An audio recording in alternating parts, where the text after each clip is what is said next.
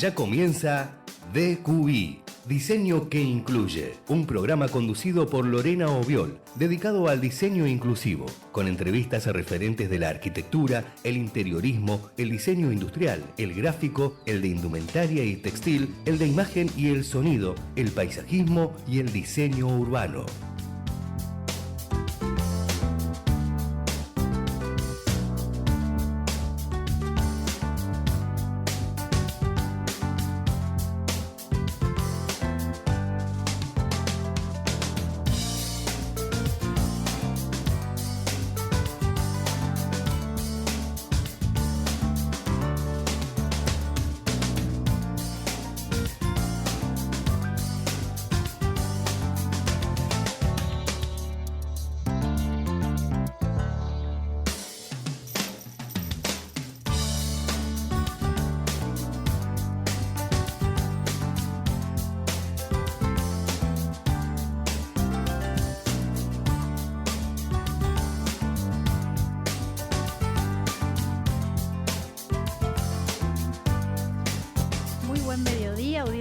Comedios, miércoles 7 de mayo, llegamos al mes de mayo y acá estamos en AM 1220 en Diseño que Incluye. Soy Lorena Obiol, ya me conocen, y en este octavo programa del año nos visita Fabio Márquez, o Paisajeante. Hola, Fabi. ¿Qué tal? ¿Cómo te va? Un gusto estar en el programa. Bueno, lo mismo. Ahora voy a hacer una breve efemérides de algo que después voy contando y ahora en un ratito ya vamos a estar charlando con Fabi. Tengo un tema también que más tarde va a salir al aire Diana Sorkin, porque ayer cumplió años la FADU, en realidad 40 años desde que se llama FADU. Un 6 de mayo pero de 1985 empezaban las clases de la carrera de diseño gráfico en la vieja FAU, entonces ahí dejó de llamarse FAU porque incluyó el diseño. Junto a Diseño Industrial, que también abrió sus puertas ese mismo año, empezaría la transformación de la facultad hasta cambiar su denominación. Hay una foto que después por ahí o Javi comparte más tarde o cuando salga al aire Diana la mostramos, de una foto histórica del momento de la creación. Así que esa es nuestra efemérides breve y con ese motivo va a estar Diana Sorkin, que es exalumna de la carrera de las primeras camadas de diseño gráfico y además hoy es profe de la ex cátedra Volkovics, ex Volco 3, y en la segunda parte del programa va a estar con nosotros. Y ahora sí, Fabio Márquez, que tengo un currículum muy largo que lo voy a tratar de resumir. Fabio es licenciado en Diseño del Paisaje por la UMSA, nació y vive en la ciudad de Buenos Aires, se especializó en diseño y gestión de espacios verdes públicos con participación social y conceptos de sostenibilidad ambiental. Tiene un posgrado en Patrimonio y Turismo Sostenible por UNTREF, evaluación de impacto ambiental. Es maestrando. ¿Seguís siendo maestrando, Fabi, o esto ya Llevo está? Mi tesis que espero defenderla este año. ¿Sos maestrando todavía? En Gobierno Local en la Universidad Nacional de Quilmes. Publicó varios libros de los que vamos a hablar sobre paisaje y biodiversidad urbana. Y da clases, muy largo, esto lo vamos a ir contando, pero da clases en 4 facultades. Y el motivo por el que está acá, además de aprovechar la excusa de lo que pasó ayer para... ahí está, Javi me está mostrando lo de la efemérides de FADU, muy bien. Perdón, Fabi, después volvemos. Esto fue lo que conté hace un ratito del cumpleaños o de cuando FAU se convirtió en FADU gracias a la incorporación de las carreras de diseño gráfico y diseño industrial. Volvemos acá, al aquí y ahora. Ahí está la foto histórica, gracias Javi. Ahí se lo ve a Berardo Duhovne, por ahí, que era el decano, no me acuerdo qué cargo tenía, decano, porque fue justo con la llegada de la democracia, cuando salimos de la dictadura, y tenía un cargo que no me lo acuerdo bien y lo quiero decir fallido, y ahí están Ronald Shakespeare y Palito Guillermo González Ruiz, que ayer lo quise invitar a que hablara, pero no podía, infelizmente, porque fue uno de los fundadores de la carrera de diseño gráfico. Gracias, Javi, por estas imágenes. Y acá sí volvemos con Paisajeante o Fabio Márquez. Quiero que hablemos un poco, yo hice una pequeña intro de tu currículum, pero ¿cómo es esta conversión de ¿Cómo llegaste a ser paisajeante, no? Porque yo te conozco de antes, ¿no? Sí, sí. Desde Fabio te conozco. Sí. Digamos que se fue construyendo un personaje que pasó a ser mi alter ego de cuestiones que realizaba, pero muy salteadas, porque caminatas para interpretar el paisaje las hice siempre, pero antes era muy raro cada tanto, aunque siempre lo hacía con mis estudiantes. Y en un momento empecé a darle continuidad. Y cambié mi nick de las redes por paisajeante, porque yo usaba mucho el término. Y paisajeante es un neologismo que tiene que ver con caminar, es el caminante, el que pasea es el paseante, y el que camina paseando, interpretando, observando Mirando. el paisaje es un paisajeante. Me encanta. Entonces, por eso siempre pongo paisajeante en minúscula, porque es un adjetivo que deviene en sustantivo, pero hoy...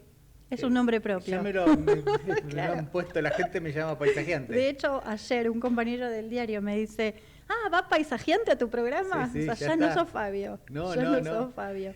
Y si bien yo en redes siempre subí mucha información vinculada a la historia del paisaje, las transformaciones, mirada crítica, cómo se fueron transformando espacios urbanos, cuestiones de biodiversidad urbana, eso se fue adaptando al mundo analógico en caminatas, en donde todas esas informaciones son caminatas que no son ni turísticas, ni recreativas, ni históricas, sino son caminatas para caminar sin un sentido productivo.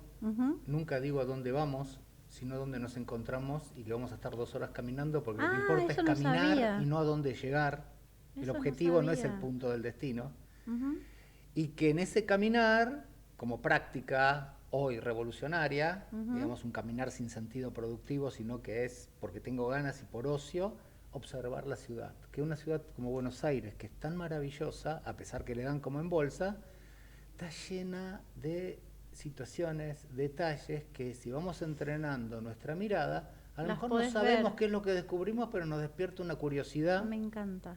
en donde yo siempre cuento que en cada caminata puede haber una colección de anécdotas que yo hago como guía vaqueano de lo que voy contando, pero lo más interesante es que les cambia el modo en el que ven la ciudad y que después se vuelven paisajeantes. Porque yo siempre digo, bueno, bajate 2 paradas antes del colectivo, deja el auto un poquito más lejos, salí de tu casa a caminar 3 cuadras y volvés sin ningún otro sentido y mirá la ciudad. Y ves que, mirá que encontrás, desde la tapa de un antiguo servicio público de hace más de un siglo. Eso fue lo que yo vi, o sea, en tu Instagram hay fotos muy, muy simbólicas y que vos decís, esto seguro pasé 20 veces y nunca lo vi. Es así, es que, digamos, nosotros en la ciudad estamos entrenados para ir del modo más rápido por el camino más corto de un punto al otro en el cual estamos obligados a hacerlo. Entonces, en ese trajín, tenemos las anteojeras puestas y nos la perdemos. Y con esta cuestión de una rutina, con una vorágine que es bastante maniática, no nos permitimos mucho estar paveando sin que tenga un sentido productivo. Esto que es, porque el ocio, recuperar el ocio. Qué bueno. Y en una ciudad que te ofrece espacios urbanos, que tiene que ver con arquitectura, con arbolado, con estructuras urbanas singulares, con empedrados, con objetos de antiguos servicios públicos, que están ahí para jugar como a la búsqueda del tesoro. Me encanta. Y que además hoy con las redes sociales y internet hay cosas que no podés no tener ni idea que encontraste que te llaman la atención y a lo mejor terminás dando de qué se trata. Me encanta. Bueno, quiero volver a esto, pero dije que íbamos a arrancar hablando de lo que pasó ayer. Bien. Que fue que en la tribu cambiaron o intervinieron el mural histórico. Sí. Ayer fue como la presentación o el descubrimiento público, si querés. La inauguración del nuevo mural. Ahí va. ¿Y qué pasó? Estuvo buenísimo porque, como siempre, alguna novedad es una excusa para que un montón de gente se encuentre, comparte un momento de intercambio, y el momento de ayer en Radio La Tribu, la noche, fue muy interesante porque además había algunas generaciones distintas que formaron parte de la tribu. Estuvo su primer director, Ernesto Lamas. Claro, de que- cuando lleva la facu. Ay, pobre, lo volvíamos loco, mandando la información a Lamas. Y toda la cantidad de pibes y pibas que hay hoy que le mantienen viva la llama de una radio. Y yo tengo un vínculo especial con la tribu, porque Sos yo empecé- vecino aparte, ¿no? Más Sí, o menos. viví siempre por ahí, Claro. pero empecé a hacer programa en la tribu en el 89, durante 3 años, sabía. cuando estaba en otro lado y después se mudó ahí a A Lambaré. Lambaré. Y después fui columnista en la década del 90 y hasta principios de los 2000 en un programa que estaba todas las mañanas, que tenía mucha audiencia para hacer una radio alternativa, que era como un proto paisajeante, se llamaba El Agente Ecourbano. La gente Eco- eco-urbano, de ecológico. eco-urbano. Muy bien. Y que más o menos hablaba de las mismas cosas que hace hoy Paisajeante.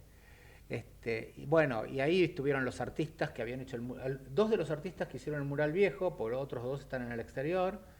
Y Sí, que son, esperá, que no me quiero olvidar los que de estaban nadie. ayer eran Omar Panosetti Sí, y Diego Perrota. sí. Y en Y afuera después está estaba Liniers. Liniers, claro. Y el cuarto ahora no me sale. González. González. Pero bueno, los 2 que habían hecho el mural a principios de los 2000 estaban contentos con que, bueno, todo cumple un ciclo, ¿no? Estaba muy estropeado ese mural, la sí. pared estaba muy deteriorada, es una casa muy vieja, la de la tribu. Entonces lo que se hizo fue consolidar la fachada y Sí, darle... ahí la estamos viendo. Y mirá. darle eso, ahí está. Ese es el mural antiguo. Claro. El que habían hecho los 4. Panosetti, Liniers, González y Perrota. Ujú. Y que fue actualizado, se consolidó la fachada y vinieron 2 artistas jóvenes que Ujú. hicieron el nuevo mural. Es otro Pancho mural. Pepe y Roberto Trejo. Correcto. Y que quedó un pedacito del mural viejo que Eso te iba a dejaron. preguntar, porque hay una El parte, Matasiete. claro. El eso Mata lo 7 que lo dejaron. había hecho Perrota. Dijeron, es el único pedazo de la pared que está impecable, no lo vamos a sacar. Y decidieron integrarlo, le hicieron una intervención para que quede... Sí, creo que en alguna se ve. Y que es... Esto me lo robé tu Facebook. Muy bien. Es un paisaje muy apaciguador, digamos. Ujú. Es un paisaje... en una Lambaré que es muy distinta de cuando llegó la radio ahí, que hoy hay mucho más edificios donde Sí. antes había casas bajas, hay mucho más tránsito, donde antes era más fácil cortar la calle. Este mural ahora te lleva como a un bosque, un espacio más bucólico, Ujú. apacigua, con una imagen muy amable, y tiene uno de los bichos de Pancho Pepe que está regando una fogata. Ujú. Entonces, una contradicción Me como encanta, filosófica, una sí. metáfora, en la cual cuando me tocó, a mí me hicieron hablar, digamos, yo sigo haciendo una columna cada 15 días de temas urbanos, pero ¿En qué programa? en Algo con R, los lunes a la noche. Y dentro de todas las cosas que dije que bueno, que esa cuestión hasta que contradictoria, pero al mismo tiempo metafórica, es cómo se regaba con agua las ideas del fuego que ilumina la creatividad para comunicar. Que Pancho Pepe lo hizo de un modo muy espontáneo, intuitivo, y no lo podía cerrar con... Claro, no le podía poner ese broche desde Claro. las palabras, pero que conceptualmente estaba contando esto. Y es hermoso Ahí que se esté ve. en esa fachada eso, Ujú. porque La Tribu es una radio que es ejemplo de cómo un proyecto colectivo, sin fines de lucro, sobrevivió a todo. Sí. Sobrevivió a la crisis de la hiperinflación de Alfonsín, sobrevivió a la crisis desde el 2001 y el menemismo, Sí. Sobrevivió al macrismo, y ahora, en esta época de desastre nacional, sigue un cuerpo colectivo que lo que siempre tuvo desde el origen es un concepto comunitario, Sí, cooperativista, abierto, diverso. y Ujú. siempre corriendo riesgos hacia la innovación, porque uno no puede hacer algo nuevo con certezas, las hace con convicciones. Y las Ujú. certezas, si no, ¿cómo corres el riesgo de inventar algo y cómo te salga? Y es muy bueno porque es una organización muy democrática y que demuestra que se puede ser creativo, productivo, generar espacio a otras personas para que Ujú. también puedan comunicar y que tengan sus espacios en la radio. Y es como una especie de centro cultural. Y claro, porque además tiene el bar, la tribu Y mostra. se Sí. el bar mostra y Sí. se hacen eventos culturales. Sí. Presentaciones de libros, charlas. Cuando la radio fue ahí, ese lugar se caía a pedazos. Hoy es un lujo maravilloso, pero es una cosa que les digo, disfruten estos placeres. Estamos en el tercer mundo, pero esto al lado de lo que fue hace 40 años, bueno, El fue un primer momento mundo. muy grato. Ujú. Y me gané un sorteo encima. Ah, ¿en serio? Se sorteaban 3 cosas y yo gané una bolsita con libros y con un dibujo de Pancho Pepe y una remera de la Mirá qué tribu, así suerte. que me fui Fabi, gordo. ¿vos qué te tocó? ¿Por qué te invitaron a vos?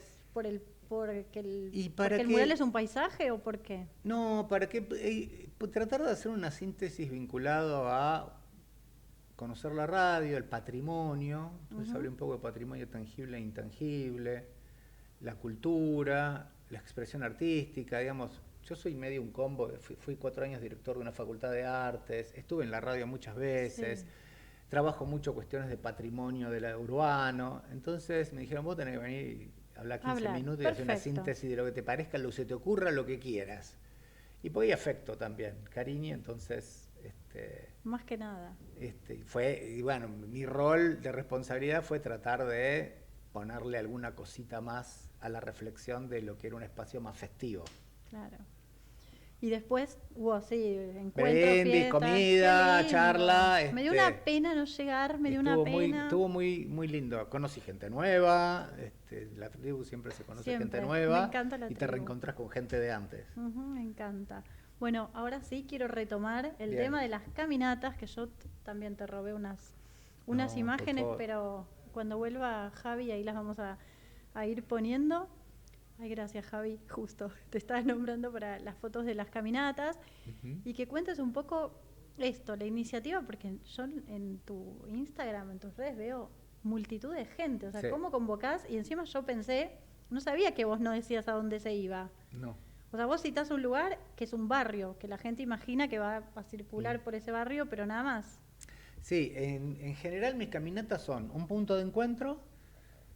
Siempre elijo recorridos que son como los lados B, donde vos decís, no tengo ninguna imagen, o no me parece que haya nada interesante por ahí, y que la caminata dura siempre 2 horas, muy raro que dure otra cosa, para que sepas cuánto tiempo vas a tener que Sí. disponer para el recorrido, y salvo que en el final sea algo muy excepcional que valga la pena decirlo, no lo digo. Y generalmente es a unas 10 o 13 cuadras del punto donde arrancamos, esas Ok. 2 horas. ¿Y se camina cuánto? Porque a veces hay cuadras donde hay mucho y a Ujú. veces caminas poco, Sí. porque hay para entretenerse, y hay otras que caminar un poco Están más pero distantes los puntos. entre 10 y 13 cuadras y 2 horas. Y el dato es que ninguna caminata se vuelve a repetir. Ay, qué pena. Son únicas. No, y además lo digo, sin inscripción previa, a la gorra, porque es para que todo el mundo que Pueda pueda, acceder. del modo Ujú. que pueda, y no se repetirá. Entonces, es saber, por un lado, esto lo determiné, no por un capricho arbitrario, sino porque muestra lo vasta que es esta ciudad. El año pasado, en 2024, hice 50 caminatas. Ah, o sea, haces muchas más que una. Yo pensé que era una por mes. Una por semana estoy haciendo. No, Fabi. es Salvo que tremendo. algún fin de semana por cuestiones de algo no estoy. Y yo me divierto mucho, porque además son caminatas Sí, en ahí las te cuales vemos, mira. son caminatas en las cuales yo no las camino antes para ver qué pasa.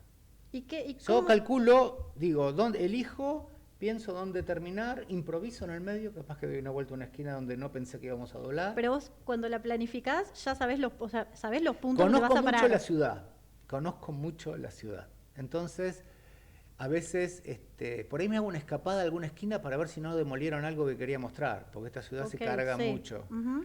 Entonces, pero yo voy descubriendo cosas con la gente. Y se da una cuestión espontánea también que le da un espíritu muy lúdico, de que esto no es una clase, esto es una guía, no es una guiada en donde vengan a aprender algo que les dice un guía, sino que vamos a jugar. Y no tienen por qué seguirme de cerca lo que digo yo, cada uno puede hacer la suya, vamos juntos. ¿Y qué es viene lo que mucha pasa gente, ahí? ¿eh? O sea, ¿qué es lo que pasa? ¿Qué te dice la gente? O contame, por ejemplo, la última. Y la última fue en Constitución, barrio que por donde transitamos mucha gente me dijo que si no hubiera sido por la caminata sola no se animaba a pasar. Una Mirá. zona de las más degradadas por el gobierno de la ciudad, olvidadas, cerca de la Estación Constitución. ¿Dónde se encontraron?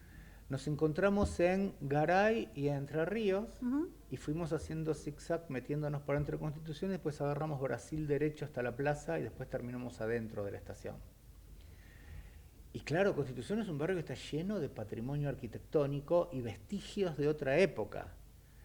Entonces, porque yo voy hablando tanto de los estilos arquitectónicos, las firmas de las arquitecturas, las épocas, cómo se habitaban esos lugares, sucesos políticos que pudieron suceder. En ese caso nos encontramos con lo que fue la sede de la CGT Brasil, Ujú. que fue la CGT. ¿Qué es eso? Ese es el edificio La Estrella, que está en Garay y Salta, que es un edificio de la década de principio de la década del 40. Claro, ¿ves? Es ahí en tu último recorrido. Que tiene ahí ya arriba haber un mirador que pasado. alguna vez debe haber sido más usado por sus habitantes, y hoy está medio... y abajo hubo un negocio durante muchos años que se llamó La Estrella. Por esa Ese estrella. edificio tiene unos 10 pisos de altura y es muy antiguo, de los Nunca primeros jamás lo vi. racionalismos. Nunca lo vi. Y lo que sucede en las caminatas es que a veces viene gente que viene gente que no es del barrio, gente que es del barrio, y gente que es del barrio que vive a la vuelta dice, ¿cómo nunca vi esto? Ay, me encanta que pase Y eso. yo siempre digo, no es que sos tonta, no es que sos torpe, es que nos han domesticado de un modo que si no tenemos una decisión clara de romper un poco la anteojera, No mirás. casi que miramos en blanco y negro. Bueno, hay estudios de psicología ambiental que dicen que cuando nosotros vamos por algo automático, como por ejemplo un viaje de rutina que haces tomándote un colectivo o andando en auto, reducís la energía que gastás en la información visual y empezás a ver en blanco y negro porque vos ya sabés los colores que tiene. Entonces eso también reduce la observación. Claro. Vas sacándole atención No, al sumado a entorno. que ahora vas en bondi leyendo el celular. Y ya Entonces ya la pantalla se transforma en una anteojera mucho más claro, comprimida. total. Bueno, y parte del juego es que reaprender a mirar, a descubrir la inquietud por descubrir cosas y todos tenemos, es como recuperar lo que hemos domesticado de nuestra época infantil, donde nos gustaba jugar, para ser entes productivos nos han quitado todo eso y podemos recuperarlo, pero con todo lo que significa ser adulto, adulta, Qué linda que tenemos más propuesta, recursos. Fabi. Claro, es una propuesta Un a volver ejemplo. a la niña interior. Un ejemplo es, en muchas esquinas de la ciudad quedan unas piezas de bronce que dice Catastro, Municipalidad, que es un pequeño estante de bronce que está a la altura de la rodilla, que es un punto fijo topográfico del catastro de la ciudad, muy antiguo, tienen un siglo. Donde muchas personas me cuentan que de niño y de niña, cuando todavía se podía jugar en la vereda, ese pedacito le han puesto roles de lo más disímiles. Desde que era la boletería de un cine, donde se expendía el pan, donde mi hermana cobraba peaje para pasar, donde niños jugando en la vereda y con un objeto que lo que genera eso es que hay una apropiación afectiva de ese objeto en una esquina, en donde hay niños y niñas que podían jugar en la vereda, donde le da una pertenencia a la ciudad. Pues no todas las ciudades tienen punto fijo. Claro. Y yo siempre hago reflexiones, como el mundo de adulto de hoy no permitimos que los niños jueguen en la vereda. Y no es que no dejamos, sino que no hacemos las cosas para poder recuperar la calle. No propiciamos. Entonces, como la calle es insegura, ruidosa, es peligrosa, los encerramos. Y es un acto, y bueno, hago muchas reflexiones de todo, de la movilidad, del ruido de la ciudad. Buenos Aires es la octava ciudad más ruidosa del mundo, que se hace nada, y capaz que no nos damos cuenta hasta que yo en algunas caminatas elijo puntos en donde el tránsito no te deja, no podés escuchar nada. ¿Ven? Esto es evitable. Hay muchos posibles progresos. El progreso que está construido desde el mercado, desde la codicia de la renta rápida, es un progreso que nos destruye la calidad de vida en el hábitat. Bueno, la diferencia no es solo votar, es participar. Entonces yo hago muchas caminatas en donde se crearon plazas por movimientos vecinales, o están luchando para que se cree una plaza, o se generó un centro de salud porque los vecinos lo estuvieron pidiendo hasta que lo lograron, cosas que no estaban en la agenda gubernamental, pero gente que puso tiempo de su vida ad honorem, sin un espíritu de lucro y con un sentido comunitario, y logró torcerle al gobierno de la ciudad algo que no tenía en su agenda, y Sí. mejoraron la calidad colectiva Bueno, de la la ciudad. Manzana 66 es un clarísimo ejemplo. Manzana Vos- 66, Parque de la Estación, Plaza Clemente, Sí. el Parque Ferroviario de Colegiales, el Parque Quinquela de la Boca, recientemente la Plaza de Villa Santa Rita. Todo eso estaba por fuera de la agenda gubernamental. Lo inventó la gente, lo sostuvieron por años. Y esas son lo que, planteadas casi como quimeras, lo hacemos sin, qué sé yo, capaz que salieron y se transforman en escuelas de democracia. Porque detrás de y todas estas cosas son de las que hablo en las caminatas, ¿no? Detrás de cada una de las cuestiones, un montón de gente que no eran amigos ni amigas, tuvieron que aprender a tolerarse, a respetarse en la diferencia, a construir acuerdos, sin ninguna, sin ninguna garantía de éxito,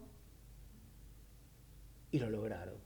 Entonces, el aprendizaje que tuvo esa gente, que después quiere gestionar conjuntamente ese lugar, porque desconfía que la ciudad lo haga bien. Wow.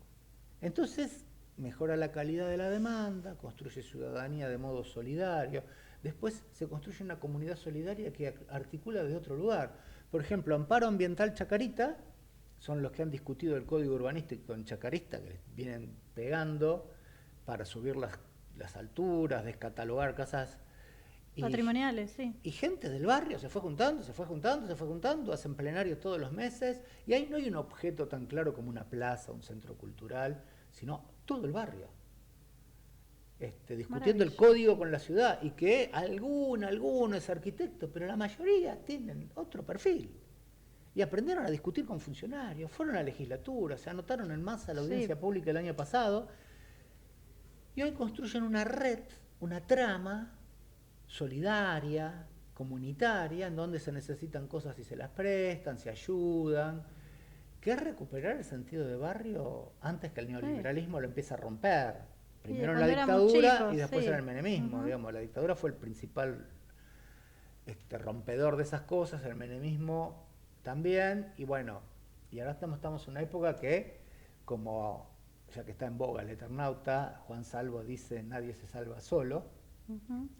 Es claro que el individualismo te arruina y que las caminatas en grupo nos permiten muchos ojos, y que lo que se le ocurrió a uno preguntar, el otro no se le ocurrió, pero le Puede gustó la aportar, pregunta del sí, otro. o puede aportar o puede Y enriquecer. entonces es esa cuestión grupal donde la mayor parte de la gente no se conoce entre sí, comparten un momento de novedades, amable, simpático, con cosas hasta a veces graciosas, y tienen un recreo al trajín cotidiano. Hermoso. ¿Cuándo es la próxima caminata? La próxima es una distinta porque es el sábado que viene en Villa Santa Rita, pero como parte de Bar Abierto de Bar de Viejes. Ah, es bueno, sí.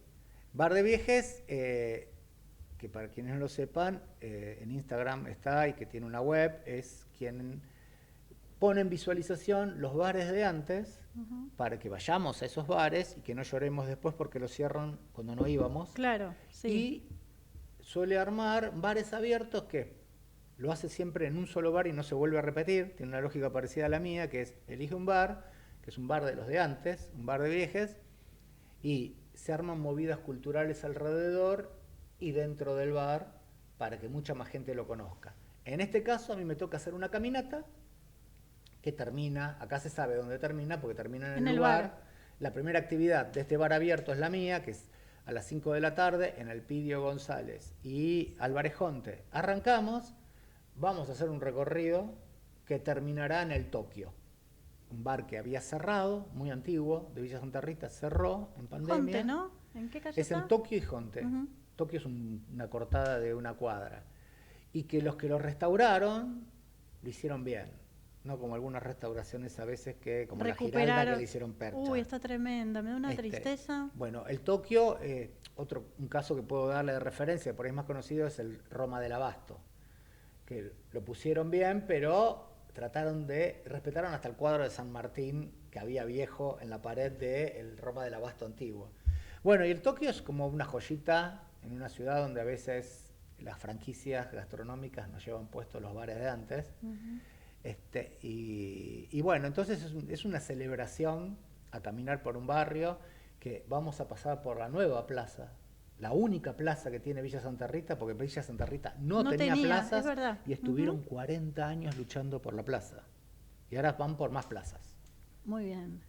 Qué bueno. Bueno, y va a estar Ilustro para no olvidar, va a haber otra gente, va a haber DJ, pasan cosas. Una movida re buena. No voy a estar en Capital, infelizmente. Y esto lo dejo como porque lo anuncié en redes ayer, y el otro fin de semana se viene una caminata Eternauta. ¡Apa! ¿De dónde salís? Esa capaz que puedo. Esa va a ser, esto todavía no salió no está posteado. Primicia. Es primicia absoluta, pero va a ser el sábado preelectoral. 17. A las 4 de la tarde, en la placita que está en la estación Aristóbulo del Valle del Belgrano Norte, sobre Avenida Maipú en Vicente López. Perfecto. Y vamos a cotejar lo que aparece en la serie, lo que aparece en la historieta, son cosas diferentes, y transformaciones urbanas de esa zona por donde suceden cosas. Muy interesante, Fabi. Nos queda un ratito, nos quedan como unos 10 minutos. Lo hice más largo, porque la verdad me quedaría un montón. Aparte, mientras vos hablás, no quería interrumpir, yo soy muy interruptora, infelizmente. Pero pensaba en ese Fabi que yo conocí hace como 15 años, que eras casi y vos traías igual todo esto, pero que estabas mucho más metido en el paisaje, no tanto en lo urbano o en el paisaje urbano, sino en lo que podemos mal llamar jardín o jardinería, y que yo te entrevistaba más que nada por los jardines o la parte más paisajística de las obras, y te escuchaba hablar y decía, qué maravilla todo lo que estás haciendo, ¿no? Porque aparte sigo haciendo paisajes, ¿eh? Soy diseñador de paisajes. Lo que pasa es que esa es una faceta en que en general no pongo mucho en las redes. Pero te llaman, tenés laburo de paisajista para hacer jardines, ponele, Y para dar contexto, para quienes no sepan, yo solo me dedico a biodiversidad. Ajá. Del concepto de sostenibilidad ambiental. Los jardines contemporáneos son los que se hacen con flora nativa, convocando fauna silvestre. Y entonces yo diseño jardines con plantas y animales. Entonces, según las plantas que pongo en el lugar que sea, sé qué mariposas quiero que van a venir y qué pajaritos van a venir. Entonces, y qué sé yo, el año pasado hice unos jardines en San Telmo en un restaurante que fue una restauración patrimonial de una casa antigua en la misma cuadra del mercado de San Telmo, que se llama Grapín, que si van al patio del fondo es todo nativa, con un árbol en el patio todo nativo, que ya este verano fue espectacular, pero la primavera que viene ya todo va a estar mucho más crecido. Y aparecieron un montón de especies de mariposas en pleno San Telmo. Qué lindo. Y bueno, y haciendo... En general yo suelo trabajar cosas solo desde el concepto de biodiversidad, y raramente hago jardines chicos, digamos. Suelo trabajar grandes escalas. Ahora estoy metido en 6 hectáreas de una escuela privada por Exaltación de la Cruz, y he hecho reservas naturales. Y en aquella época yo venía de hacer mucho espacio público. Claro. De hecho, y pero siempre con biodiversidad, tu tema era ese. Y el tema es que a veces espacio público depende de los vaivenes políticos, donde puedas colar con gobernantes afines a hacer cosas más contemporáneas. Sí. Y yo soy uno de los que está convencido que el espacio público siempre tiene que ser con procesos participativos, donde la población que se va a beneficiar de eso tenga una participación activa.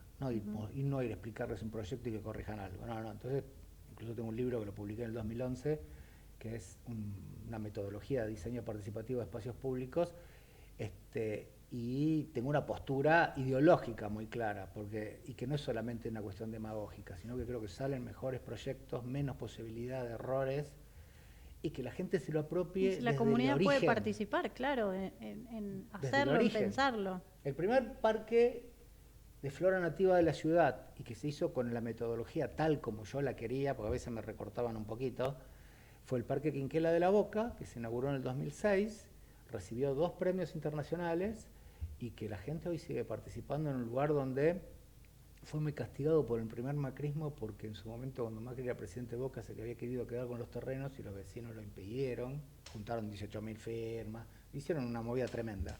Y los vecinos pidieron que fuera con diseño participativo.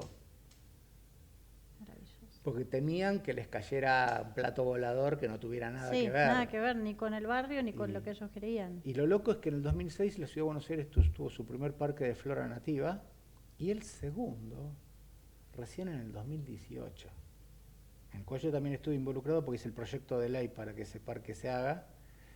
¿Cuál es? El Parque de la Estación.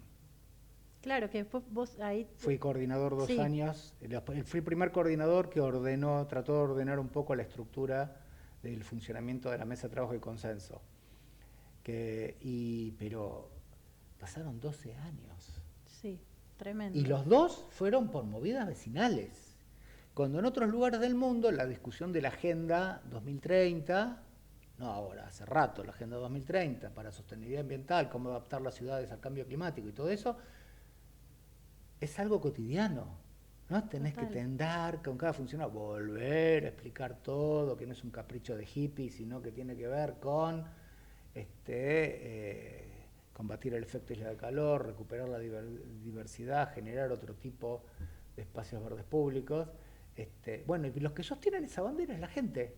Movimientos vecinales tienen mucho más claro el compromiso de eso, porque Plaza Clemente se hizo con flora nativa, Manzana 66 se hizo en parte con flora nativa, el Parque Ferroviario se hizo con flora nativa. ¿Por qué? Porque miraron el Parque Quinquela, el Parque de la Estación y dijeron, nosotros queremos mariposa, nosotros queremos pajaritos, nosotros queremos vaquita de San Antonio. Si no hay plantas nativas, no están. Claro, exactamente. Estuve el fin de semana pasado en Misiones, que seguro que conocés el jardín de los picaflores. Es una locura, una exuberancia. Pero es tremendo, y pensaba en eso, cómo la familia fue armando, estudiando, bueno, lo que contaba la mujer era, en realidad el hijo de la mujer, que no tenían, en la época 43 años atrás no estaba internet, pero que ella fue estudiando justamente qué plantas poner, dijo que tenía más de 300 especies, y yo nunca vi esa cantidad de colibríes, o sea, era una cosa que decías, ¿de dónde están saliendo? Sí, una banda. Era una cosa, pero... Bueno, Misiones es uno de los territorios argentinos que tiene más diversidad de especies, tanto de plantas como animales, hongos. Es el lugar donde se ven más cantidad de diferentes especies de mariposas. Mariposas, bueno, eso te iba a decir. Vos que tenés el libro de las mariposas, que me quedan 20 minutos de programa y seguiría hablando toda la tarde. Quería hablar del libro de las mariposas y de tus libros. Mariposas no, la cantidad que vi ahí no vi nunca en la vida.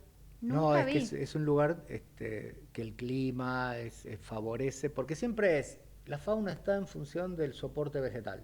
Cuando el soporte vegetal es más rico en diversidad, vos podés ver algo muy frondoso, pero son 3 especies. Y hay algo que no es tan frondoso, pero son 400 especies, vas a tener mucho más Mira, ahí está bichos. tu libro. Ahí está, mariposas porteñas. Sí. Y bueno, y paso el comentario que en la Ciudad de Buenos Aires se podrían observar hasta 100 especies diferentes de mariposas. ¿Por qué no las vemos? ¿Por qué? O solo se ven en las reservas ecológicas. Porque faltan las plantas nativas.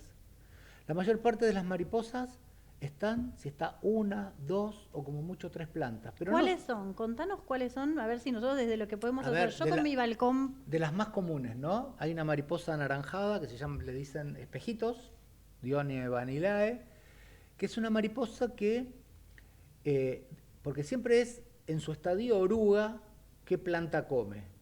Claro. Y en su estadio oruga, la espejitos come pasionaria o burucuyá, que es una enredadera que tiene un fruto naranja y una flor muy particular. Hermosa. Si la burucuyá no está, la espejitos no existe. No tiene ninguna otra planta en la que su oruga puede comer, porque para entender el ciclo la hembra deja un huevo en la planta donde la oruga va a poder comer. Comer de esa planta le permite generar la transformación que sucede en la pupa, en la crisálida, que es una reconversión química tremenda, para después ser el adulto alado, que es el momento de reproducción. Alados pueden libar de flores de cualquier planta que tengan néctar. Pero mientras es oruga, no. Pero cuando la vulnerabilidad es en la oruga. Entonces, un caso de mucha vulnerabilidad es cuando una especie solo es una planta. Claro. Con el caso de los espejitos. El burucuyá es una planta muy rústica y que en general casi no la cultiva nadie, sino que crece sola en alambrados. Pero la espejitos no es la que poliniza la flor del burucuyá. Ah, ¿no?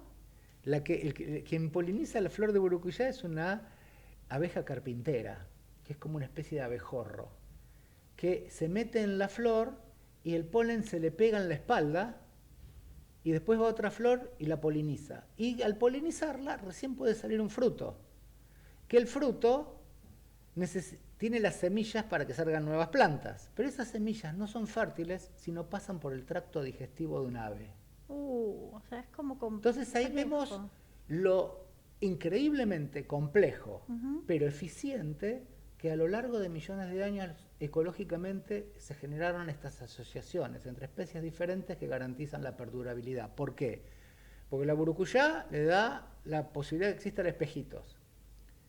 La abeja carpintera permite que el burucuyá tenga descendencia, pero si le da de comer a los pajaritos, que comen todo el fruto y cuando deyectan la semilla, ya está en condiciones de caer en suelo y estar con poder germinativo para volver a crecer y que sea alimento para la burucuyá, alimento para pajaritos y alimento para ese abejorro que va a buscar néctar. Me encanta lo que me decís, aparte me siento una ignorante absoluta porque ahora entiendo por qué cuando yo saqué una vez un frutito de burucuyá 10 años atrás y lo planté, claro, no pasó nada. Hay que pasarlo por un papel de lija y hacerle, es muy difícil que...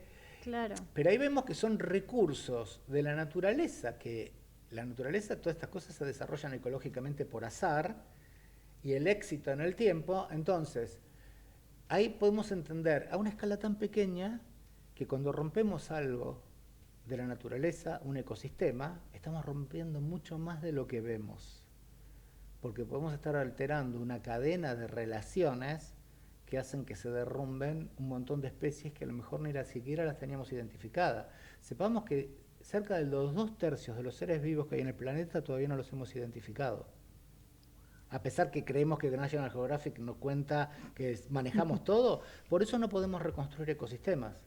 Podemos reconstruir algunas relaciones ecosistémicas, como que ponga un burucuyá, va a venir la... Pero un ecosistema tiene una complejidad porque no tenemos toda la información, que tiene que ver con bacterias, que tiene que ver con líquenes, que tiene que ver con cosas minúsculas. Y por ahí cuando se rompieron.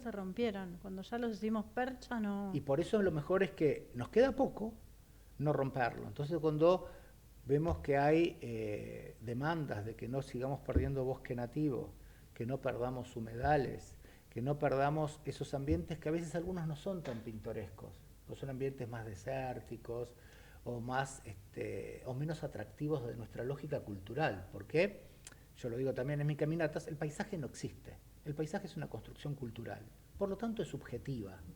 Y no todo el mundo le gusta el mismo paisaje, ni no le gusta el mismo paisaje. Entonces es, ¿cómo construimos acuerdos colectivos para que los paisajes acá sean de una manera y del otro lado del mundo sean de otra? Claro, ¿cómo hacemos ese consenso? Y que siempre no es que nadie tiene la verdad, sino que son subjetividades. Bueno, las caminatas son para que tengas más inputs, más información, a la hora de que vos puedas tener una demanda más calificada, porque veo otras cosas que ahora quiero que estén. Me encanta. Porque cuando nosotros miramos nuestro entorno, evaluamos el paisaje. Después lo calificamos. E inmediatamente como especie, pensamos cómo lo transformaríamos. En la especie humana, todo lugar que habita o que transita, lo transforma. Lo querés cambiar, lo queremos. Lo queremos, sí. Es una condición de la especie. Ahora lo quiero cambiar de un modo colectivo, comunitario, donde digo qué quiero que quede, qué quiero transformar, o alguien hace plata con ese cambio a costa del resto. Es una tensión histórica. Y las ciudades, que es el producto más complejo que ha producido la humanidad, es el principal lugar de tensiones, de disputas sociales, políticas, económicas, étnicas. Se condensa todo y por eso cada vez más gente vive en las ciudades y resolver problemas en ciudades son los desafíos más contemporáneos.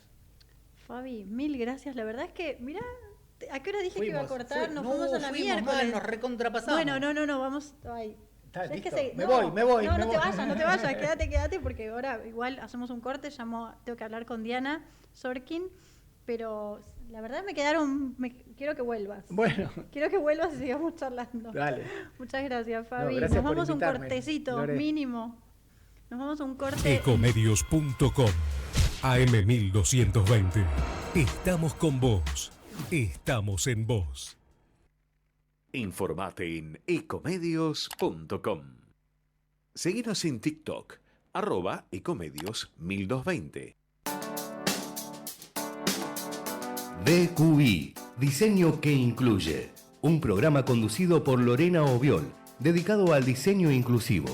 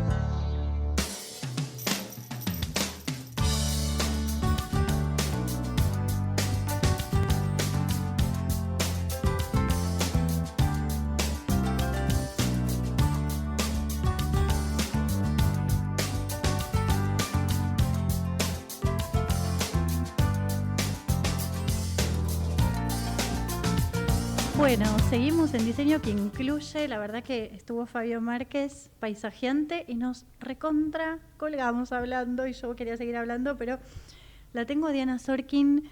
Hola, Diani. Hola, Lore. ¿Cómo andás? Gracias. Sí, tanto tiempo, en serio. Diana Sorkin es diseñadora gráfica y es profe de la materia Volco 3, que sería, ¿qué sería? ¿Qué das, Diani?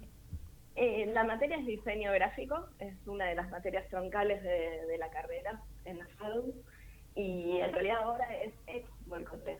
Porque se jubiló Volco, finalmente, sí, creo sí. que es como Finalmente, legendario. Esas cosas que parecen que nunca van a pasar, que suceden. Así que ahora estamos esperando que se abra el concurso para ver qué cátedra somos. Claro, Finalmente. todavía no tienen nuevo titular. Todavía no. Por Ok. el momento no. Diani, Así que seguimos trabajando igual que siempre. ¿y vos estás como profe? Yo estoy como profe desde el año 97. No, claro, bueno, por eso quería, ayer cuando leí que FADU, bueno, cumplió años, no solo sus 40 años de creación, porque se creó la carrera de diseño gráfico el 6 de mayo del 85, que no es casual que fue ahí apenitas empezada nuestra democracia. Y que vos aparte sos de las primeras camadas, Diani, no sé, ¿en qué año cursaste? Sí, en realidad yo terminé la carrera en el 96. O sea que ya tenía unos cuantos años la carrera. Pero en lo que es la historia de la UBA, obviamente, es una niña. Sí, muy, muy joven. Diani, así que no soy de las primeras camadas puras, pero... Primeras, pero bueno, ahí. Y toda una vida dedicada a la UBA, porque o sea, ni siquiera creo que habías terminado de estudiar o ahí recién recibida y ya empezaste a dar clases y casi ininterrumpidamente estabas dando clases en FADU. Sí. Interrumpí únicamente en el 17, del 17 al 20 tuve un parate y después en plena pandemia me reincorporé con una modalidad totalmente distinta, ¿no? O sea, ya es como haber entrado en una era espacial. Ahí estamos viendo unas fotos que vos nos mandaste hace un ratito de... ¿Qué son, alumnos? Vos no sé si la podés ver ahora. Sí, el grupo no estoy con la compu ahora. No, ahora hay unos que están poquitos y hay un chico saludando que yo creo que son los profes. Ah, sí, esos somos nosotros corrigiendo a fin de año, nivelando los portfolios de las entregas finales. Y después donde hay mucha gente, ese es un grupo de 2004, que ahí se ve que era muy niña. A pesar que parezco ahí muy niña, ya era grande. Ya era una persona adulta. Pero Diani, No se nota aparte no, demasiado. como decía, toda una vida dando clases y quiero que cuentes un poco, vos que estás en FADU, bueno, no desde que empezó, pero desde hace muchísimos años, muchísimo sobre todo para la edad que tiene, como dijimos, la carrera. Contar un Sí. poco cómo era esa FADU cuando vos eras estudiante y cómo está ahora. Y, digamos, hay como una generación actualmente que tiene como una dificultad para conectar con la materialidad, ¿no? Me parece que todo esto potenciado por el uso de las redes y la virtualidad, digamos, a partir de la pandemia. Digamos, recién ahora empezamos a recuperar la mano, ¿no? Que los chicos no tengan tanta dificultad para expresar y para mostrar sus ideas gráficamente que no sean a través de la compu. Cuando decís la mano es la mano que dibuja, la mano que agarra un lápiz. Exacto, sí, que es tan necesaria, no solamente por una cuestión de expresividad, de la calidad, digamos, del dibujo y del resultado gráfico, sino también porque uno cuando hace con las manos aprende, ¿no? Incorpora conocimientos de un modo vincular con la realidad que cuando está a través de la pantalla no sucede.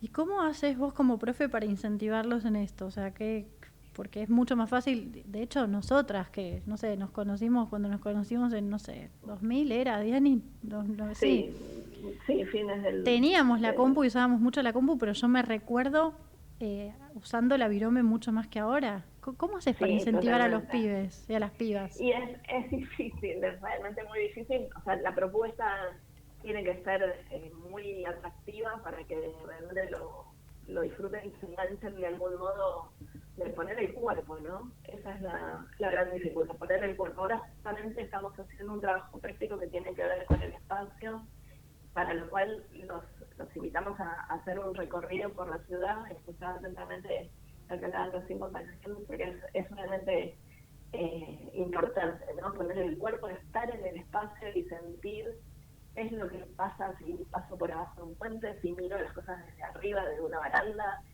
cómo se escucha, si tengo dificultades para subir una escalera o no, digamos, estar como atentos a esas situaciones que parece como lo más mundano y sin embargo los pibes cuando hacen el recorrido se maravillan de descubrir ese tipo de cosas, ¿no? Y eso es del diseño gráfico que vos ¿qué tratás de que aprendan o de que puedan hacer? Lo que tratamos de hacer con esto es que, digamos, que al poner el cuerpo en el espacio se comprometa con esa realidad, ¿no? De tratar de entender de qué va la vida. Y estamos hablando... Propios... No, estamos hablando, Diani, perdón, de chicas y chicos de qué edad. Y alrededor de 22 a 26, ponele. Puede ser no tan chicos. No tan chicos. Uh-huh. Hay siempre alguna persona un poquito más grande, pero más o menos esa es la edad promedio.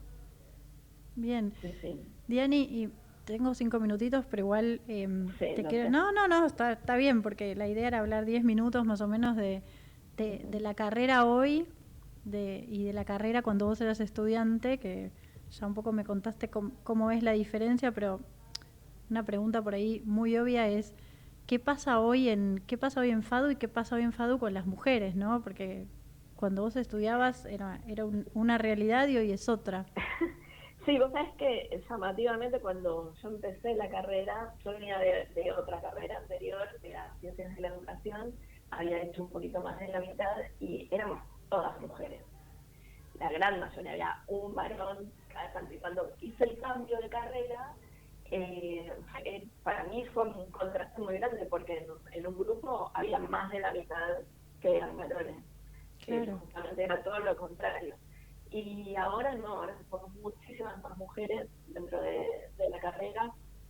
En el grupo, por el promedio, yo tengo alrededor de 40 alumnos, serán unos 4 varones, un 10%. Ah, no, muchísimo, no pensé que tanto. Es muy notable, muy notable. ¿Y por qué se da eso? ¿O por qué creen que se da eso? La verdad es que nunca lo reflexionamos. Es un buen punto, es interesante. Y vendrá pasando en todas las... Estaría bueno preguntarle a otras direcciones de otras carreras de diseño de otras facultades, tipo Palermo, cómo es la población ahí, si es algo como por ahí es un fenómeno que viene pasando, que ahora, no sé, hay más mujeres diseñadoras. Sí, pero también es cierto, yo di clases durante mucho tiempo también en la UP y también eran la mayoría mujeres. Mira. Sí. No, nunca hicimos una reflexión al respecto, me parece que ameritaría. Bueno. Diani, para cerrar, que me queda un minuto, te quiero preguntar, ¿cómo verías la FADU diseño gráfico? O sea, la carrera de diseño en FADU ideal. ¿Qué le tendría que pasar o qué estaría, cómo te gustaría que fuera? Bien, con un poquito más de presupuesto estaría muy bien. Sobre todo para los docentes que aún no están rentados, inclusive los que estamos rentados, para mejorar un poco la situación, pero la verdad que este año fue bastante duro. Y sobre todo ediliciamente, ¿no? Que se puedan hacer inversiones como, por ejemplo, tener una buena conexión de internet, ese tipo de cosas que de todas formas estamos muy acostumbrados a sortearlo, ¿no? O sea, la verdad que nos arreglamos con muy poco y estamos muy acostumbrados a eso. El ingenio siempre se ve ante situaciones incómodas, surgen ideas creativas. Y bueno, de eso vivimos, ¿no? También. Tal cual. Es una forma de... Parte del desafío del diseñador y la diseñadora. Tal cual. Bueno, pero Diani. Estaría buenísimo estar un poquito más cómodo. Sí, Diana Sorkin, diseñadora gráfica y profe de FADU, amiga desde hace muchos años. Muchas gracias, la verdad que aunque sea me encantó poder hablar con vos, tener esta excusa para poder aunque sea hablar este ratito, como un gusto personal. Nos debemos una charla. Un beso, nos debemos una charla ahora cuando ya estoy terminando el programa, así que ahora prometo que te escribo un WhatsApp y arreglamos para un cafecito. Un beso, Diani. Dale, buenísimo. Un beso grande. Gracias por este ratito para hablar de FADU. Bueno, y nos vamos despidiendo, son las 14 en punto. Ya viene el programa siguiente con Sara Di Tomaso, así que les deseo una buena semana y nos despedimos hasta el próximo programa de Diseño que Incluye.